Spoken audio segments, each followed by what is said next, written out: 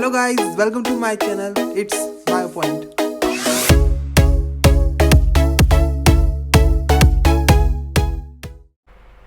Hello everyone, welcome to BioPoint. आज हम start कर रहे हैं हमारी क्लास 12 की यूनिट जिसका नाम है जेनेटिक्स। ठीक है, जेनेटिक्स के अंदर हमारे पास 3 चैप्टर है। पहला हमारा principle of inheritance and variation, दूसरा मॉलिक्यूलर बेसिस ऑफ इनहेरिटेंस और लास्ट है इवोल्यूशन। तो हम इन सारे चैप्टर्स को कंप्लीट करेंगे। सबसे पहले हम स्टार्ट करेंगे principle of inheritance and variation. पर यार जो जेनेटिक्स है ना हमारे क्लास 11 के कुछ चैप्टर के साथ जुड़ा हुआ है, तो हम पहले उन चैप्टर का कुछ बेसिक देखेंगे जो हमारे इस चैप्टर के लिए बहुत ज़रूरी है। ठीक है, यानी क्लास 11 का बेसिक क्लास 12 के लिए बहुत इंपॉर्टेंट है। तो चलो पहले बेसिक देख लेते हैं। बेसिक कंप्लीट करने के बाद हम फिर इस चैप्टर को स्टार्ट करते हैं। तो चलिए शुरू करते हैं। तो देखो, बेसिक कॉन्सेप्ट में सबसे पहले हमारे पास अबाउट डीएनए, क्रोमेटिन और क्रोमोसोम। कि डीएनए, क्रोमेटिन और क्रोमोसोम के बीच में क्या डिफरेंस होता है। ठीक है, तीनों के बीच में ऐसा क्या डिफरेंस है कि इनको हमने अलग अलग नाम दिया। तो चलो इसको स्टार्ट करते हैं ऐसे कि मेरे पास यहाँ पर मान लो ये डबल स्टैंडर्ड डीएनए है। ठीक है, ये डबल स्टैंडर्ड डीएनए है। फिर जैसे जैसे ये डीएनए पास आया, ठीक है, जैसे ये डीएनए पास आया यानी कंडेंस हुआ, ठीक है, ये पास आया, फिर थोड़ा और पास आया, फिर आखिर में जाके एकदम पास आ गया, यानी कि बहुत ज़्यादा कंडेंस हो गया। तो देखो यहाँ पर मेरे पास, यहाँ पर अगर मैं बात करूँ तो मेरे पास ऊपर वाला जो पार्ट है, ठीक है, जो कंडेंस नहीं है, ओपन है, इसको हम नॉर्मल कह रहे हैं कि भाई डीएनए है। डीएनए कैसा है? थ्रेड लाइक स्ट्रक्चर है, थ्रेड लाइक स्ट्रक्चर है। ठीक है, और डीएनए क्या होता है? न्यूक्लिक एसिड होता है। डीएनए क्या है? Nucleic acid. इतना क्लियर है? अब देखो नीचे क्या हो रहा है कि ये डीएनए कंडेंस होता जा रहा है। ठीक, अब जैसे यहाँ पर ये कंडेंस हुआ तो इस पार्ट को हम कहेंगे, इसको क्या, पूरे पार्ट को ही, इस पूरे पार्ट को हम कहेंगे क्रोमेटिन। ठीक है, और फिर और कंडेंस हुआ तो यहाँ पर ये बना, इसको हम कहेंगे क्रोमोसोम। क्लियर है तीनों के बीच में डिफरेंस? कि भाई जो हमारे पास डीएनए है ओपन है अभी, तो हम उसको नॉर्मल डीएनए कह रहे हैं। जैसे वो कंडेंस हुआ क्रोमेटिन, और कंडेंस हुआ तो क्रोमोसोम। क्लियर है इतना?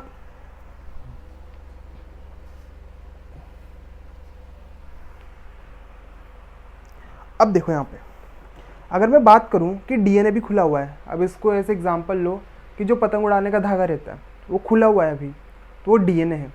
ठीक है, और जब इसको मैं पैक कर दूंगा तब भी वो डीएनए ही रहेगा। पर वहाँ पे क्या है भाई, पहले खुला हुआ था, अब वो कम स्पेस में आ गया, हमने उसको किसके ऊपर लपेट दिया? चक्री के ऊपर। तो उसी तरह डीएनए जो था उसको मैं किसी के ऊपर लपेटता जा रहा हूँ, यानी कि उसको कॉइलिंग करता जा रहा हूँ, उसकी कंडेंस कर रहा हूँ उसको। तो यहाँ पर मेरे पास कुछ प्रोटीन प्रेजेंट होते हैं। ठीक है, यहाँ पर क्या है, कुछ प्रोटीन प्रेजेंट है जिनके ऊपर मैं इनको कॉइल कर दूंगा, ठीक है, या फिर रैप कर दूंगा। और यहाँ पर कुछ आरएनए भी प्रेजेंट है।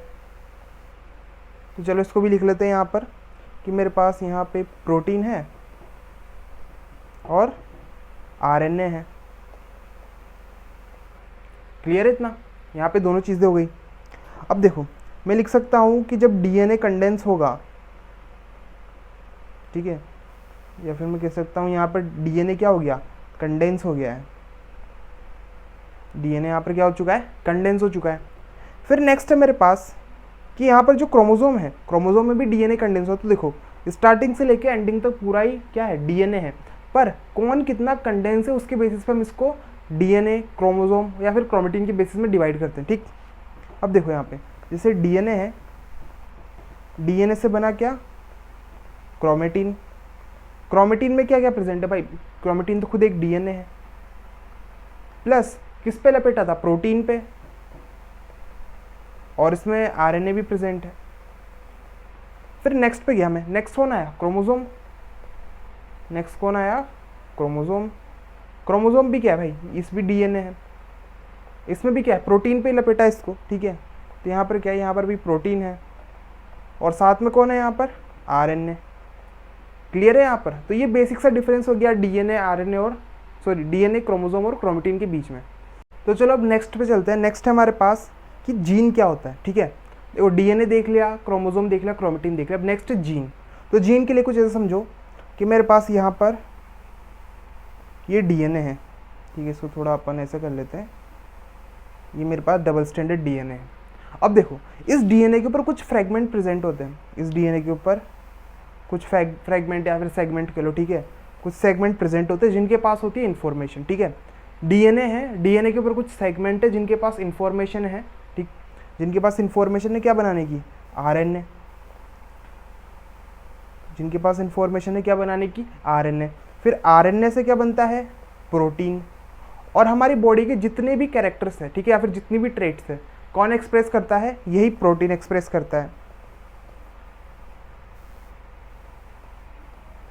Character express. तो देखो सिंपल सी कहानी है क्या, कि हमारा डीएनए है, डीएनए के ऊपर कुछ फ्रेगमेंट या फिर सेगमेंट होते हैं जिनको हम क्या कहते हैं, जीन। और यही जीन क्या बनाते हैं, आरएनए। फिर आरएनए क्या बनाएगा, प्रोटीन। प्रोटीन क्या करते हैं, हमारे बॉडी के सारे कैरेक्टर्स को एक्सप्रेस करते हैं, जैसे कि हमारे बालों का कलर, आंखों का कलर, हमारी बॉडी साइज, शेप, सब कुछ कौन डिसाइड कर रहा है, ये प्रोटीन। और ये प्रोटीन किसने बनाया, आरएनए। आरएनए किसने बनाया, जीन ने। और जीन कहाँ प्रेजेंट थे, हमारे डीएनए के ऊपर। क्लियर है। तो भाई जीन को हम कह सकते हैं कि भाई जीन ऐसे फ्रेगमेंट है जिनके पास इंफॉर्मेशन है, और जीन के अलावा जो बाकी बचा उसके पास कोई इन्फॉर्मेशन नहीं है, तो भी देखेंगे आगे। तो देखो यहाँ पे हमारा जो डीएनए है वो तो क्या है, एक स्ट्रक्चर है। डीएनए क्या है, एक स्ट्रक्चर है। और जीन क्या है भाई, फंक्शनल यूनिट है। जीन क्या है, फंक्शनल यूनिट। तो हम इसमें ये चीज़ें लिख सकते हैं कि डीएनए इज स्ट्रक्चर, डीएनए क्या है, स्ट्रक्चर है, और जीन क्या है, function. Gene is function of DNA. Clear है इतना। तो यहां पर जीन क्या होता है ये भी हमने देखा है। देखो बेसिक देख रहे हैं, बेसिक से भी ऊपर नहीं जाएंगे। फिर नेक्स्ट क्या है, चलो इसमें एक और पॉइंट मैं आपको बता दूं, it is segment of DNA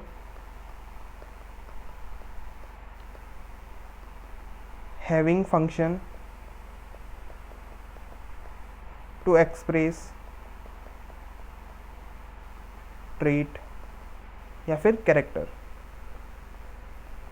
तो ऐसे सेगमेंटेड डीएनए के ऊपर जिनके पास क्या भाई, इंफॉर्मेशन है, ठीक है, किसको एक्सप्रेस करने की, ट्रेट्स या फिर कैरेक्टर्स को। अब नेक्स्ट है हमारे पास, या फिर इसमें एक और चीज़ देख लो तुम, रह जाए कुछ, ठीक है। यहाँ पर जैसे कि मेरे पास ये वाला पार्ट हो गया जीन, जो बॉक्स बनाया, और जो रेड वाला बचा इसको मैं कह दूंगा नॉट जीन, ठीक है। सिंपल सा दोनों के बीच में डिफरेंस बता रहा हूँ, एक को कह दिया जीन, एक को कह दिया नॉट जीन। अभी आगे इसमें हम देखेंगे कोडिंग डीएनए और नॉन कोडिंग डीएनए, तो वहाँ पर और क्लियर हो जाएगा ये।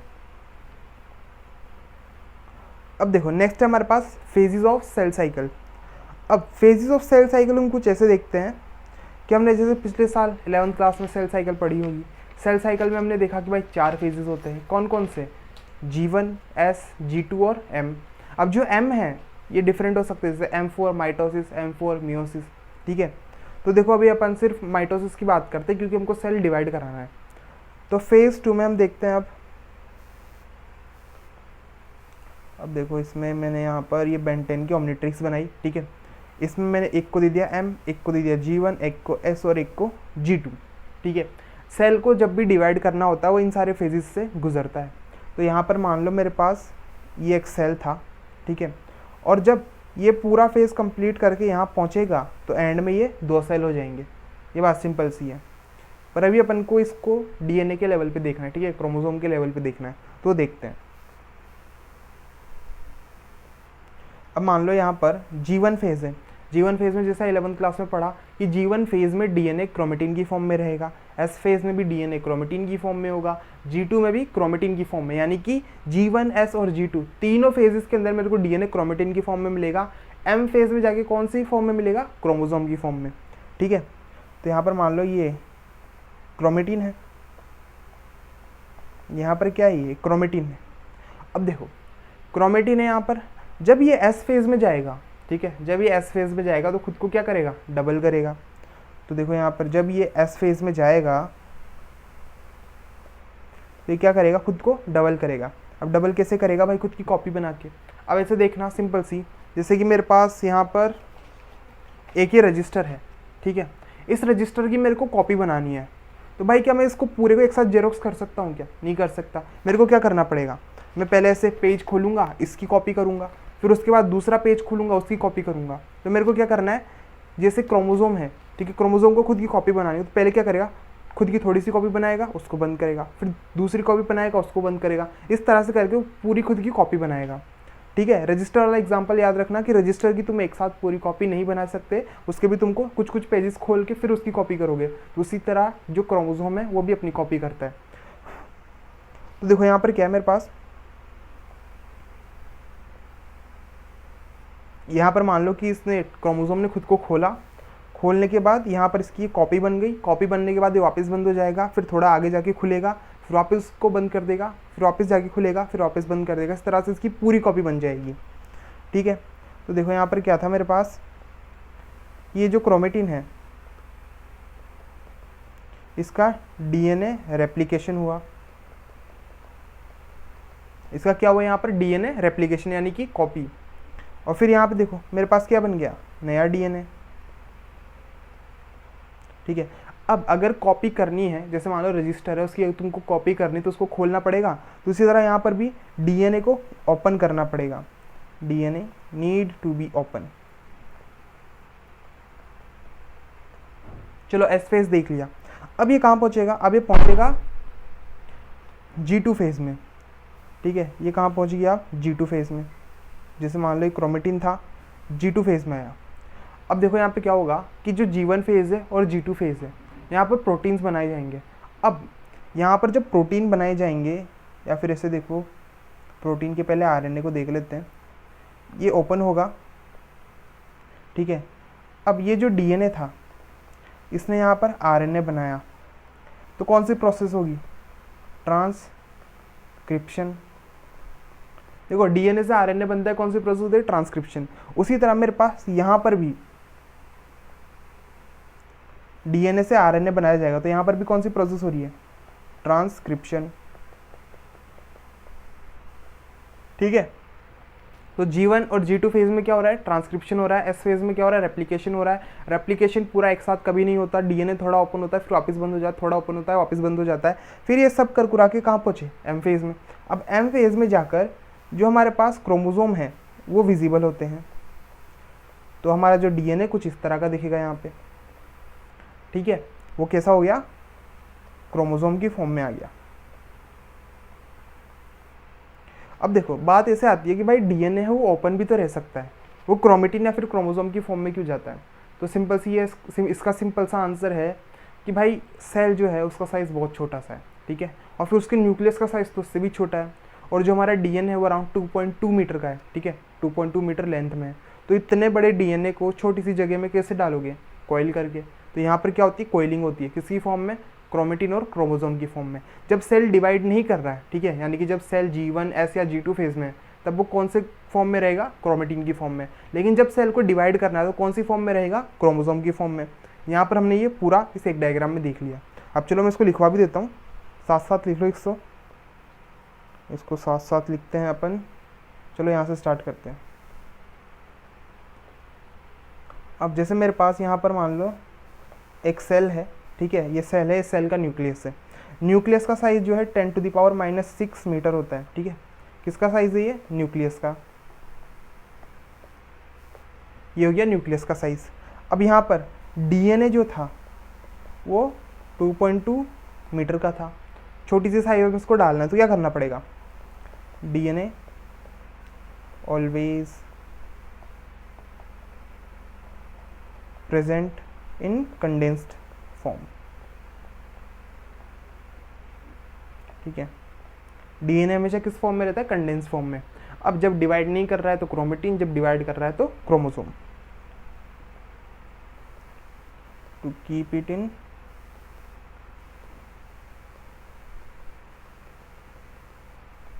Less space. ठीक है, अब अगर मैं बात करूं G1 S और G2, तो यहाँ पर मेरे को कौन मिलेगा, क्रोमेटिन। ठीक है, यहाँ कौन मिला, क्रोमेटिन। लेकिन अगर मैं बात करूँ वहीं पर किसकी, एम फेज की, तो एम फेज में कौन मिलेगा, क्रोमोसोम। ठीक है, ज़रा इसको लिख लो, मैं साइड में हो जाता हूँ।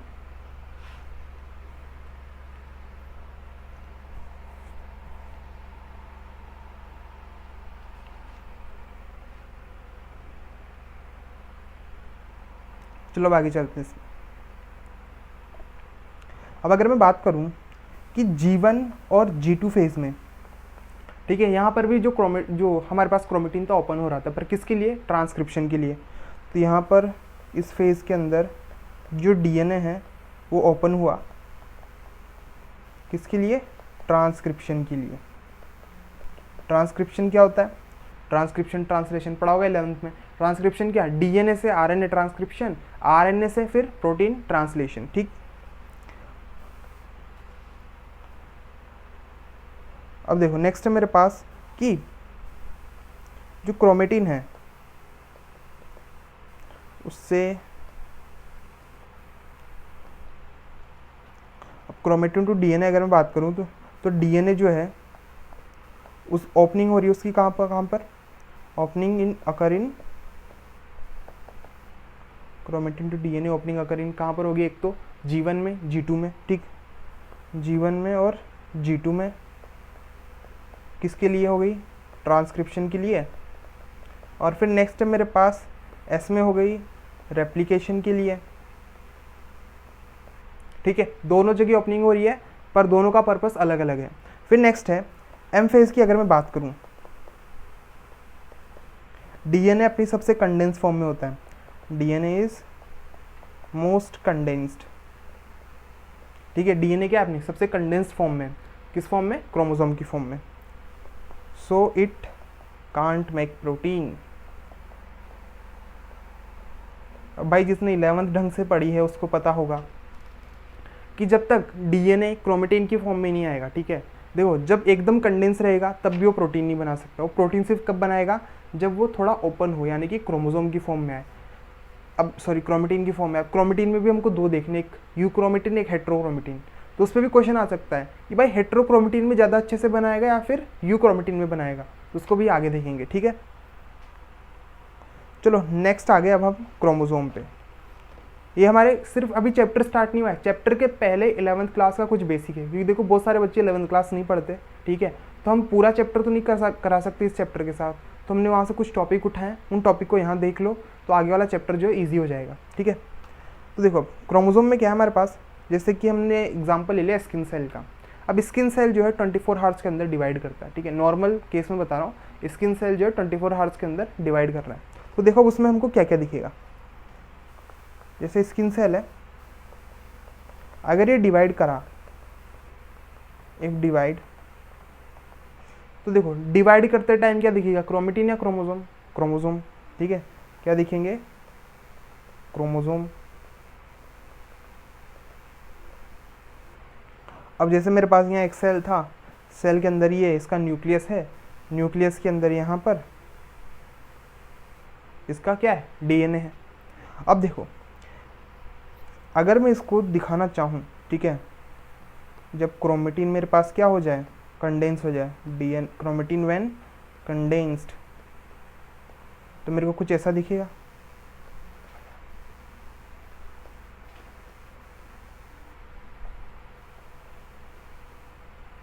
तो देखो ह्यूमन सेल के अंदर कितने क्रोमोसोम होते हैं? 46। कितने पेयर होते हैं? 2। एक पेयर में कितने क्रोमोसोम? 23, ठीक है। ये तो सिंपल सी कैलकुलेशन है। अब इसमें क्या है कि मेरे पास यहाँ पर 23 पेयर होंगे, ठीक है, 23 पेयर होंगे, 46 क्रोमोसोम होंगे, 46 क्रोमोसोम फॉर्म, ठीक है। ये कब हुआ? जब स्किन सेल का क्रोमेटिन क्रोमोसोम में कन्वर्ट हुआ डिवाइड करते time.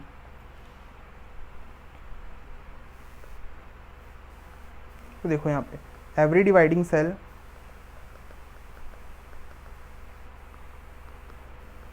of human can get converted into 46 chromosome, ठीक है भाई। जिस भी सेल को डिवाइड करना है उसको क्रोमोसोम की फॉर्म में तो जाना ही पड़ेगा। और हमको कितने क्रोमोसोम दिखेंगे? 46 हर सेल में दिखेंगे जब ये डिवाइड करेगा, ठीक है।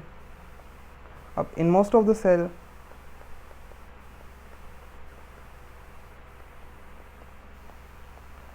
विच इज़ नॉर्मली नॉट डिवाइडिंग। अब देख लो, तुम खुद बता दो, अगर कोई सेल डिवाइड नहीं कर रहा है तो उसमें क्या दिखेगा? Chromatin is normally not dividing,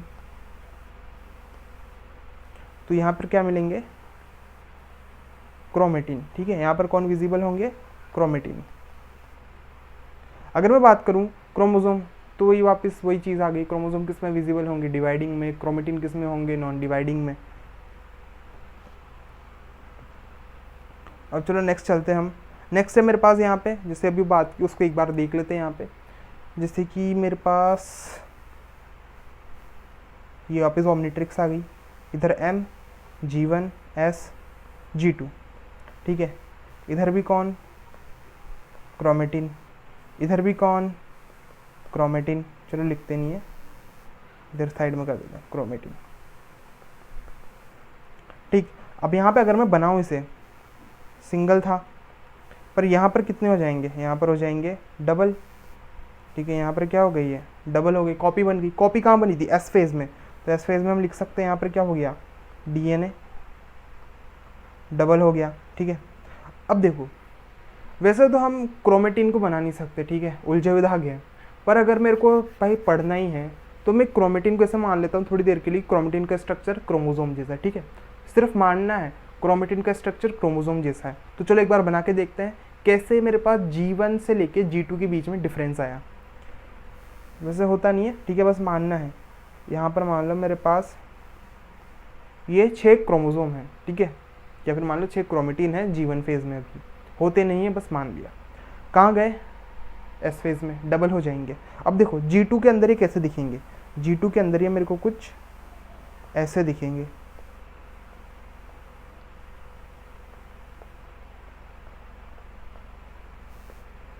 जैसे इनके पास यहाँ पर इनका सेंट्रोमियर था, उसी तरह इनके पास इनका यहाँ पे सेंट्रोमियर हो गया। तो देखो हो गए डबल। इधर भी कितने थे मेरे पास क्रोमोसोम, इधर क्रोमोसोम थे मेरे पास कितने, 6।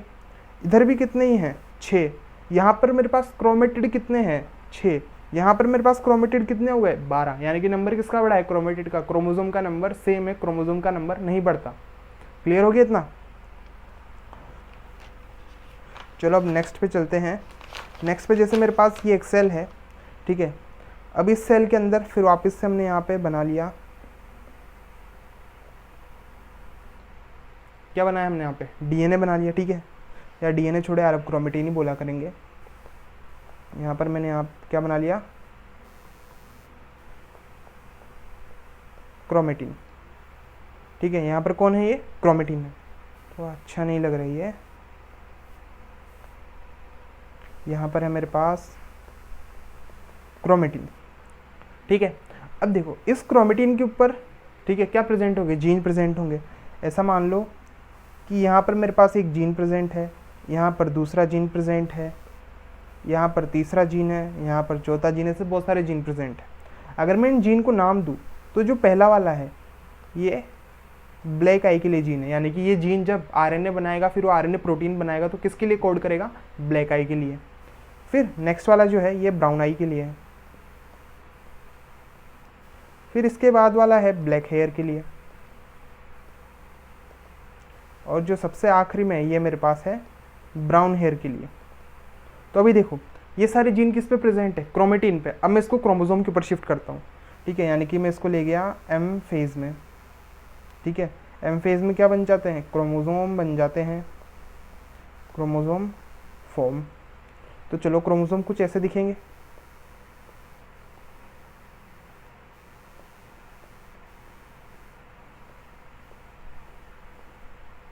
ठीक है, चलो क्रोमोसोम बन गए। अब ये जो जीन थे मैं इनको इसके ऊपर प्लॉट करता हूँ। ऐसे मान लो यहाँ पर ये हो गया, यहाँ पर मैंने ये बना दिया, नीचे वाले को रफ कर देते हैं।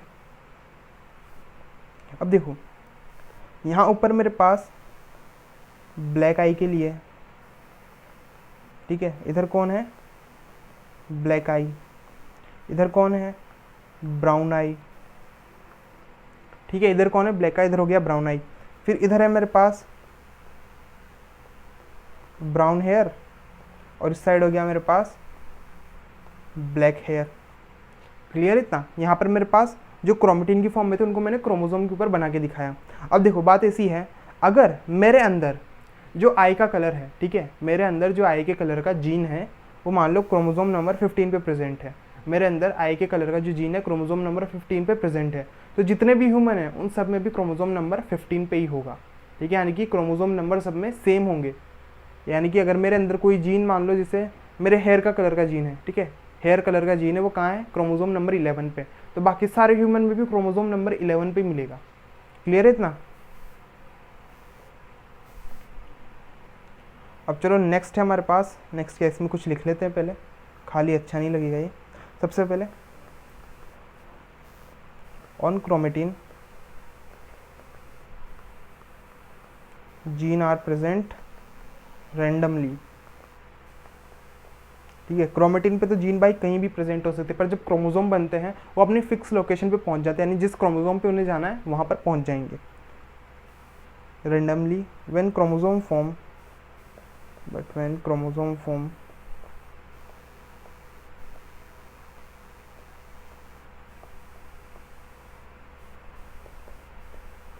gene for one character always come at parallel location. देखो सिंपल सा ही क्या कह रहा है कि जब क्रोमेटिन था, ठीक है, मान लो जैसे कि कोई कैरेक्टर है, कैरेक्टर के अभी आगे देखेंगे उस पर, किसी एक ह्यूमन के अंदर दो जीन है, एक ब्लैक कलर एक ब्राउन कलर। क्रोमेटिन के अंदर तो दोनों भाई दूर दूर है, ठीक है, कोई फर्क नहीं पड़ रहा, पर जब क्रोमोसोम बनेंगे तो एक दूसरे के पैरेलल आ जाएंगे। जैसे यहाँ पर अगर ब्लैक कलर का प्रेजेंट तो यहाँ पर ब्राउन कलर का प्रेजेंट होगा, दोनों के दोनों किसके लिए कोड कर रहे हैं, हेयर के कलर के लिए। तो जब भी क्रोमोसोम बनेगा जो सेम कैरेक्टर के जीन होते हैं वो एक दूसरे के पैरेलल आ जाते हैं। उसी तरह हमने यहाँ पर देखा, देखो ये एक दूसरे के पैरेलल है, ठीक है। अब नेक्स्ट ये कैरेक्टर और ट्रेट क्या होता है, यहाँ पे देखो, इसको सिंपल सा एग्जांपल से समझो, पूरा आपको आ जाएगा। जैसे कि मेरे पास सबसे पहला है आई कलर, ठीक है, आंखों का कलर। अब जो आंखों का कलर है ना, ये है कैरेक्टर है, आंखों का कलर क्या है, एक कैरेक्टर है। अब भाई जो आंखों का कलर है ये तो ब्लू भी हो सकता है, ठीक है, ये ब्लैक भी हो सकता है, ठीक है, ब्लू भी हो सकता है, ब्लैक, ब्राउन, ग्रीन, ठीक है। तो ये सारे क्या है, ट्रेट है, ठीक है, ये सारे क्या है मेरे पास यहाँ पर, ट्रेट। फिर नेक्स्ट है हेयर कलर।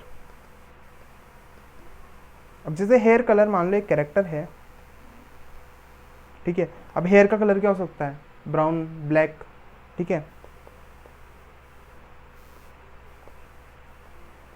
ब्राउन हो गया, ब्लैक हो गया, तो ये क्या है, ये ट्रेट है, ठीक है। अब आपको अंदाजा लग गया होगा भाई ट्रेट किसको कहते हैं, कैरेक्टर किसको कहते हैं। कैरेक्टर तो वो जो मेन चीज़ है, ठीक है, और उसके जो पार्ट्स हो गए या फिर उसके टाइप्स हो गए वो क्या हो गए, ट्रेट हो गए। अब नेक्स्ट है हमारे पास कॉन्सेप्ट ऑफ लोकस। अब देखो लोकस को अच्छे से समझ लेना, आगे काम आएगा, पूरे चैप्टर में काम आएगा ये, ठीक है, बहुत इंपॉर्टेंट चीज़ है ये।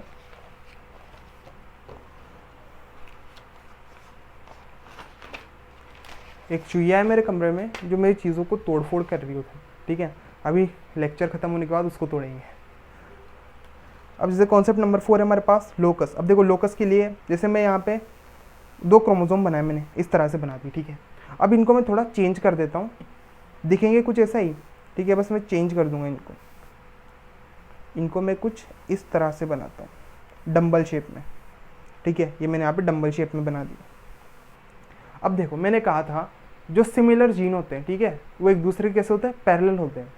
तो चलो बना लेते हैं, जैसे कि यहाँ पर कैपिटल टी, यहाँ पर स्मॉल टी, क्या है, सेम कैरेक्टर के है पर कॉन्ट्रास्टिंग है, ठीक है, सेम कैरेक्टर है दोनों पर कॉन्ट्रास्टिंग है। फिर नेक्स्ट मान लो यहाँ पर कैपिटल वाई, यहाँ पर भी कैपिटल वाई, और यहाँ पर चलो इसको दो ही रखते हैं अभी। अब देखो यहाँ पे क्या है, कैपिटल टी स्मॉल टी, दोनों सेम है या डिफरेंट है, डिफरेंट है। अब इसको होमोलोगस कहेंगे, हेट्रोजाइगस कहेंगे या होमोजाइगस कहेंगे, आप खुद बताओ। जो सेम होते हैं उसके लिए हम क्या यूज़ करते हैं, होमो, जो डिफरेंट होते हैं उनके लिए हेट्रो। तो यहाँ पे देखो जैसे कि ये लोकेशन है, ठीक है, क्रोमोसोम दोनों का सेम है, क्रोमोसोम नंबर मान लो मैंने यहाँ पे क्रोमोसोम पेयर लिया है 13, क्रोमोसोम सेम है, ठीक है। यहाँ पर मेरे पास कैपिटल टी, यहाँ पर स्मॉल टी है, दोनों के दोनों एक दूसरे के पैरेलल लोकेशन पे, यानी लोकेशन भी क्या है, सेम है। अब ये दोनों कैसे हैं, ये दोनों हेट्रोजाइगस, ठीक है, दोनों कैसे हेट्रोजाइगस। अब देखो नीचे वाले को देखो, नीचे वाले में इधर भी कैपिटल वाई, इधर भी कैपिटल वाई, क्रोमोसोम नंबर भी सेम, लोकेशन भी सेम, ठीक है, पर ये कैसे हैं, ये है होमोजाइगस। अब यहाँ पे देखना,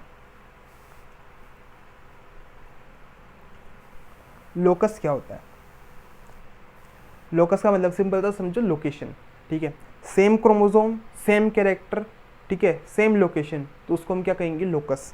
तो लोकस में देखो क्या है भाई, एक लोकस के अंदर तुम्हारे पास एक कैरेक्टर होता है, जैसे कि मेरे पास ये एक लोकस है और इस लोकस पे एक ही कैरेक्टर है, कौन, हाइट, ठीक है। तो देखो ये एक लोकस है, इस लोकस पे एक ही कैरेक्टर है, कौन, हाइट। फिर नेक्स्ट है, एक लोकस के ऊपर भाई कितने जीन हो सकते हैं, एक, दो, ठीक है, दो जीन हो सकते हैं, क्लियर इतना। अब देखो बात ऐसी है कि ये जीन सेम भी हो सकते हैं, डिफरेंट भी हो सकते हैं। ये दोनों जीन क्या हो सकते हैं, ये सेम भी हो सकते हैं और डिफरेंट भी हो सकते हैं। दोनों की एग्जाम्पल सामने आपको दिख ही रहे होंगे। सेम का तो हमने क्या दे दिया, वाई वाई, डिफरेंट का क्या दे दिया, कैपिटल टी स्मॉल टी। जो सेम होते हैं उनको हम क्या कहते हैं, होमोजाइगस, होमोजाइगस। जो डिफरेंट होते हैं वो हेटेरोजाइगस, क्लियर है। जो सेम है वो होमो, जो डिफरेंट है वो हेट्रो। तो क्लियर है लोकस क्या होता है। लोकस एक लोकेशन है, ठीक है, किसी भी कैरेक्टर के लिए। भाई पहली चीज़ तो क्या, कैरेक्टर का जो क्रोमोसोम नंबर है वो सेम होना चाहिए, ठीक है, दोनों के दोनों कैरेक्टर सेम क्रोमोसोम पे प्रेजेंट होने चाहिए, जैसे यहाँ पर सेम क्रोमोसोम पे है, दोनों की लोकेशन सेम होनी चाहिए, बस पैरेलल, ठीक है, एक दूसरे के पैरेलल होनी चाहिए, दोनों के दोनों सेम कैरेक्टर के होने चाहिए। जैसे यहाँ पे मैंने हाइट के लिए लिया तो एक साइड पे कैपिटल टी ले लिया, एक साइड पे स्मॉल टी। नीचे वाले के लिए मान लो मैंने यहाँ पे सीड के शेप के लिए लिया है, ठीक है, नीचे वाला जो था सीड शेप के लिए था, तो देखो दोनों जगह मैंने कैपिटल वाई लिखा है। दोनों सेम भी हो सकते हैं, डिफरेंट भी हो सकते हैं, ठीक है, सेम होंगे तो होमोजाइगस, डिफरेंट होंगे तो हेटेरोजाइगस। तो लोकस इक्वल्स टू लोकेशन, ठीक है, और ये लोकेशन कहाँ प्रेजेंट होती है, क्रोमोसोम के ऊपर, ठीक है, क्रोमोसोम के ऊपर प्रेजेंट होगी। और किसके लिए बात करें मैं यहाँ पे, कैरेक्टर के लिए। क्लियर है यहाँ पर, इतना हो गया। तो चलो लोकस का कॉन्सेप्ट भी कंप्लीट हो गया। अब नेक्स्ट है हमारे पास जीनोटाइप एंड फिनोटाइप, ठीक है, नेक्स्ट कौन है, जीनोटाइप एंड फिनोटाइप।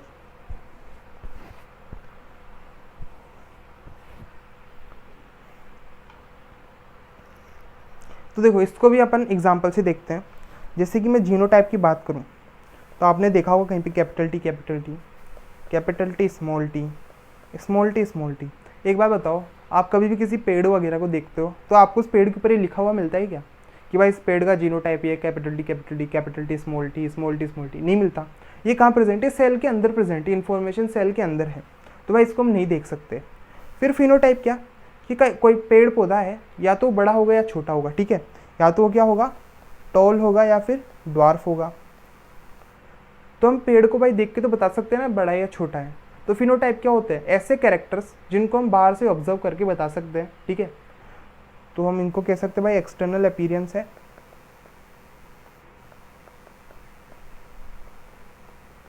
और जो जीनोटाइप है वो इंटरनल प्रेजेंट है, कहाँ पर, क्रोमोसोम के ऊपर। तो इसको तो हम बाहर से नहीं देख सकते, हम सिर्फ बाहर से किसको देख सकते हैं, फिनोटाइप को। तो फिनोटाइप क्या हो गया यहाँ पर, टॉल और ड्वार्फ, ठीक है। पर जीनोटाइप भी देख लो एक बार। जीनोटाइप में क्या है, जैसे कि मेरे पास capital T capital T, capital R capital R. अब देखो यहाँ पर मेरे पास क्या है, ये एक डिप्लॉयड जीनोटाइप है, ठीक है, ये क्या है, एक डिप्लॉयड जीनोटाइप, ठीक है, ये क्या हो गया, डिप्लॉयड जीनोटाइप हो गया। जहाँ दो आ जाए, ठीक है, जैसे कैपिटल टी आ गया तो डिप्लॉयड हो गया। फिर नेक्स्ट देखो टी आर। अब देखो टी अकेला, आर भी अकेला, तो ये क्या हो गया, हैप्लॉइड जीनोटाइप। फिर नेक्स्ट है मेरे पास जैसे कैपिटल टी, तो ये वापस देखो पेयर में आ गया, तो इसको हम कहेंगे डिप्लॉयड जीनोटाइप। फिर नेक्स्ट है मेरे पास जैसे मान लो एक अकेला आर, तो ये क्या हो गया, ये एक हैप्लॉइड जीनोटाइप हो गया। तो देखो यहाँ पर मेरे पास जो कैपिटल टी भी डिप्लॉयड है, स्मॉल टी भी डिप्लॉयड है, जो बीच का बचा वो क्या है, हैप्लॉइड। चलो आगे बात करेंगे इसकी। तो एक बार इसको रिवाइज कर लेते हैं, हमने क्या क्या देख लिया। हमने देख लिया डीएनए किसे कहेंगे, क्रोमेटिन किसे कहेंगे, क्रोमोसोम किसे कहेंगे, तीनों के बीच में डिफरेंस देख लिया। डिफरेंस किसका है भाई? कंडेंस का। कौन कितना कंडेंस है उसके बेसिस पे इसके नेम को हमने डिसाइड किया। फिर नेक्स्ट है जीन। जीन क्या होता है? डीएनए के ऊपर कुछ ऐसी सेगमेंट जिनके पास इंफॉर्मेशन है क्या बनाने की? आरएनए। आरएनए से क्या बनेगा? प्रोटीन। प्रोटीन से क्या बनेगा भाई? हमारे जितने भी कैरेक्टर्स है वो सारे वही एक्सप्रेस करेगा, ठीक है। फिर नेक्स्ट है phases of cell cycle and DNA. अब सेल साइकिल में कितने फेजेस है? 4, M, G1, S, G2। मेरे को क्रोमेटिन किस किस फॉर्म में मिलेगा, मतलब कौन कौन सी फेज में मिलेगा? G1, S और G2 के अंदर। M में कौन मिलेगा? क्रोमोसोम, ठीक है। अब जो मेरे पास क्रोमेटिन है G1 और G2 फेज में ओपन होता है, ठीक है। क्यों होगा? ट्रांसक्रिप्शन के लिए। S फेज में भी ओपन होता है, क्यों होता है? रेप्लिकेशन के लिए, ठीक है।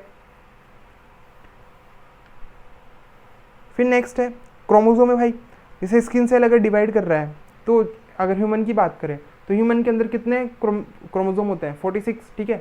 कितने पेयर होते हैं? 23। कब विजिबल होंगे? जब वो सेल डिवाइड करेगा। नॉर्मली किस फॉर्म में रहेंगे? क्रोमेटिन की फॉर्म में। फिर कैरेक्टर और ट्रेट हमने देख लिया, जैसे आई का कलर क्या है? कैरेक्टर। उसके टाइप्स क्या हो गए? ट्रेट। फिर कॉन्सेप्ट ऑफ लोकस। लोकस यानी लोकेशन। लोकेशन हम किस पे देखेंगे? क्रोमोसोम पे। किसी भी कैरेक्टर के लिए अगर आप लोकस देख रहे हो तो भाई उस कैरेक्टर का जो क्रोमोसोम नंबर है फिक्स होना चाहिए, सेम होना चाहिए। जैसे कि यहाँ पर मेरे पास कैपिटल टी स्मॉल टी दोनों एक दूसरे के पैरेलल है, ठीक है। तो इसी को हम क्या करें? लोकस कह रहे हैं। अब लोकस भाई, अगर लोकस पे मेरे पास दोनों जीन सेम है तो होमोजाइगस, अगर डिफरेंट है तो हेटेरोजाइगस, सिंपल चीज़। अब जीनोटाइप फिनोटाइप क्या था ये हमने यहाँ पर देख लिया। किसको आप इजीली ऑब्जर्व कर सकते हो? फिनोटाइप को। जीनोटाइप को देख सकते हो बाहर से? नहीं देख सकते, ठीक है। तो भाई आज की इस वीडियो के लिए बस इतना ही। जो हमको चैप्टर स्टार्ट करना है उसका हमने यहाँ पे बेसिक कंप्लीट कर लिया है। तो अब आगे जब हम चैप्टर स्टार्ट करेंगे तो आपको कोई प्रॉब्लम नहीं होगी। और अगर आपने क्लास 11th नहीं पढ़ी है तो उससे कोई फ़र्क नहीं पड़ने वाला। हमारे लिए जितना ज़रूरी था वो हमने यहाँ पे कंप्लीट कर लिया। तो हम मिलते हैं नेक्स्ट लेक्चर के अंदर। Thank you, bye.